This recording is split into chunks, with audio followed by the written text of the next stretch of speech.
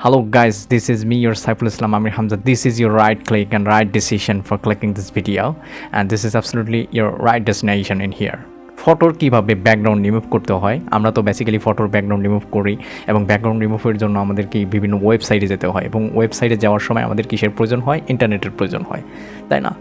এখন আজকে আমরা উইদাউট এনি ইন্টারনেট এবং উইদাউট এনি ডাটা আমি এমন একটা টেক্সট দেখাবো ফটোর ব্যাকগ্রাউন্ড রিমুভ করা যাবে এমন একটা অ্যাপের মাধ্যমে, যেটা আপনাদের সুপরিচিত একটা অ্যাপটা হচ্ছে ইনশট। ইনশটের মাধ্যমে আপনি ফটোর ব্যাকগ্রাউন্ড রিমুভ করতে পারবেন কিভাবে, চলুন দেখে নেওয়া যাক। Let's check it out. এজন্য আমি চলে যাব ইনশট অ্যাপে। ইনশট অ্যাপে গিয়ে যেখানে যে ফটো অপশন আছে, ফটো অপশনে চাপ দিব এবং সেখান থেকে নিউ সিলেক্ট করব। নিউ একটা ফটো নিব। তো নিউ ফটোটা নেওয়ার ক্ষেত্রে আমি যে কোনো একটা ফটো নিলাম। এই ফটো দেখেন ব্যাকগ্রাউন্ডে কিন্তু অনেক হিজিবিজি আছে, এক কালার নয়।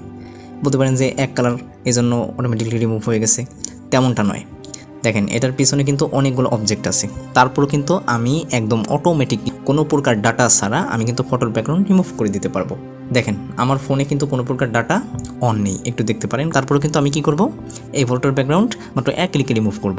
এখানে দেখবেন যে কাট আউট অপশন আছে, কাট আউট অপশনে চাপ দিবেন। চাপ দেওয়ার সাথে সাথে দেখবেন যে অটোমেটিকলি ফটোর ব্যাকগ্রাউন্ড গায়েব।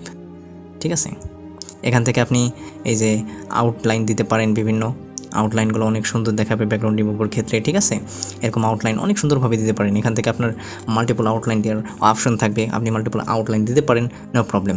তারপরে আপনি এখানে দিয়ে আপনি ফটোটা এক্সপোর্ট করবেন, অর্থাৎ সেভে চাপ দিয়ে এক্সপোর্ট করবেন। ব্যাস হয়ে গেল ফটোর ব্যাকগ্রাউন্ড রিমুভ। দেখেন কত সুন্দরভাবে ফটোর ব্যাকগ্রাউন্ডটা রিমুভ হয়ে গেছে, পিছে কোনো অবজেক্ট নেই।